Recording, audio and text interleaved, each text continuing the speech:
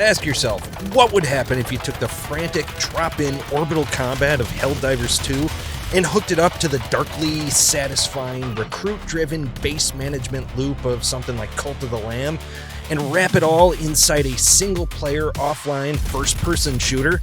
The answer is you get Pax Autocratica, one of my new favorite games of 2026. Hey folks, Doug here, and today we're going to talk about Pax Autocratica. Right away, it feels like you're stepping into some gritty, satirical, sci-fi alternate reality. Just think Starship Troopers propaganda just ratcheted up to 11, mixed with the dark edge of Doctor Who Cyberman with the David Tennant era, of course.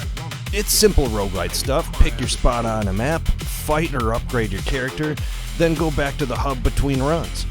This game is just a massive breath of fresh air. And for anyone who's sick of seeing every cool new shooter concept locked behind live service or co-op mandates or DRM check-ins, well then this might be the answer. When real life and family or work schedules mean you can't sync up with a squad online, having a dedicated single-player shooter this polished is absolutely huge. Now, this is built by Multiverse, an indie team of around 40 or so devs, which might be a little bigger than we're used to here, but in the Claire Obscure Sandfall Interactive kind of territory. This emerged from a multi-year pivot away from a bloated sandbox project to focus purely on what works. Razor-sharp gunplay and an addictive meta loop that I personally can barely put down. Now, the instant draw and just straight addiction for me comes down to the combat. It's just incredible. The moment-to-moment gunplay is remarkably fluid and fast-paced. There's no sluggish movements here. You've got snappy dashes and that momentum-heavy slide crouch that you feel in something like Apex Legends or one of my favorite indies, Severed Steel.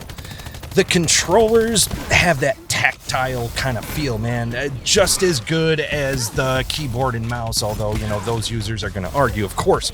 But the controls overall are just crisp and honest, both ways, even if you're playing on that controller. It responds to split-second aiming and dodging with zero lag or floatiness.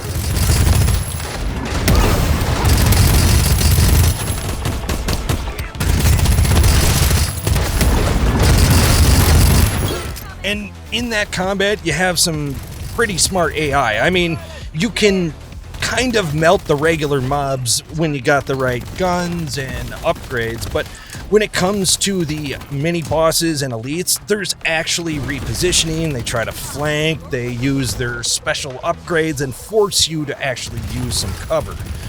In general, the enemies aren't just total target dummies running into a meat grinder, and especially when you get to the harder ones, they definitely will give you a run for your money. Not only is the interface kind of cool for your runs, as you're in a spaceship, you can pretty much go wherever you want, and depending upon where you go, you might have to fight enemies, collect some materials, or, save an outpost. Whatever you gotta do, it feels like you're kind of controlling and making the decisions rather than just a completely chosen run progression like most roguelites. And it's a cool balance. If you really explore, you're gonna ramp up the difficulty by the time you get to the final boss of the stage. And those runs are awesome. I mean, they ramp up into massive screen-filling battlefields with dozens of combatants and tanks and shit all over the screen. It feels like an all-out planetary war zone, but the hitboxes and damage feedback remain completely fair. When you drop, it's because you got outmaneuvered, not cheated. Another place where PAX kinda knocks it out of the park is the zero fluff onboarding process. Instead of dumping 30 minutes of tutorial menus and spreadsheets and colony management systems onto your screen, it throws you straight into the action to learn by doing. But eventually you're gonna have to slow things down and learn that colony part of the game. But it is the cozy half. The management side acts as a relaxing palate cleanser between the runs, a breath or calm in the storm, if you will. You set hours, assign jobs, feed your troops, and manage housing, but it never forces you to memorize insane supply chain lines or anything like that.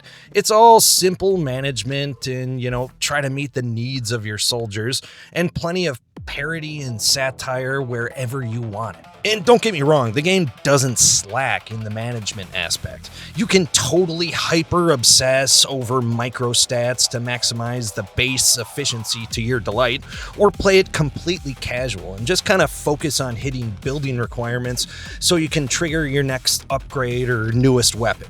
It never feels like it gets in the way of getting back to the combat, the awesome part of the game. The idea is to just stock up and make yourself a lean, mean army, pushing deeper into enemy sectors, requiring that balance of raw twitch shooting, with knowing how to pull back and deploy your troops and focus on heavy targets as well. There's a lot of cool in-combat controls, but it keeps it simple so you're not trying to memorize 8 different control sets at the same time. It's just action and hit this big guy if you want. Another gigantic draw and just something to add to that addictive layer was the recruitment loop.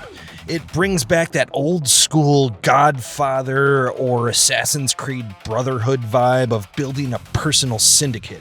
You can liberate grateful citizens from occupied outposts or capture enemy combatants, lock them up, and slowly convert them or torture them to your side, however you want to do it, but it really gives you that extra depth of building your own army.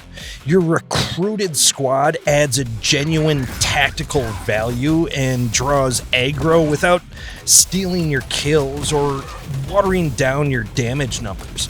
They round out the edges of a massive fight rather than playing the game for you. The meta progression is fantastic. Between runs, upgrades dramatically transform your toolkit.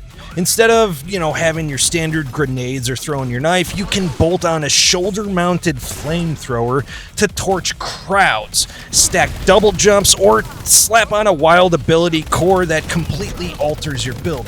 There's just a lot to add every time you come back to your base, so not only is it cozy, but it gives you a reason to just keep on playing. Now, once you can put everything together and get to the final stage, the climax of that run is just amazing. It turns into this chaotic 10-minute plus battle that feels like the Grand Plains warfare from the Phantom Menace. Just without the goofy-ass blue energy balls. I know everyone likes to make fun of Jar Jar, but what the hell were those? Well, let's move on. Let's move on to the game. Now, this game has top marks across the board, but yes, there's always a few friction points. And for this early access game, I would say some of the nitpicky things would be that, the upgrades don't really hit early on. It takes a while to really unlock the during battle combat upgrades, the core fragments, the actual making your character better through the roguelite run. The meta progression is slow and steady and feels impactful, but during combat, it might take you a few runs to really open up. But trust me, it's worth it, and there is a great variety once you get deep into the game. Another friction point might be the management UI with only the controllers, though. While the combat and walking around the base feel just seamless on a controller, navigating the colony menus and assignment screens, or even navigating through your roguelite run map, kind of feels clunky and unintuitive, at least off the bat. I'm sure with more controller support and polish, this'll shape up a bit, but right now it can feel a little awkward at times. But regardless of those friction points, there are 0 predatory paywalls. Everything is unlocked through a standard gameplay progression. As I alluded to, I would absolutely recommend this one. It's a massive, resounding yes. At around $30, it delivers an incredible amount of value and already stands as an early Game of the Year contender for me. It's perfect for solo FPS fans who want a high-octane shooting game without multiplayer pressure, as well as anyone who misses squad-building action games and loves a quick, satisfying base-building loop like that at Cult of the Lamb. Definitely keep your eye on this one, or just jump into early access right now. I fully recommend checking it out in this state. As always, folks, I'm the Dove. This is the Gamer Buff. Game on.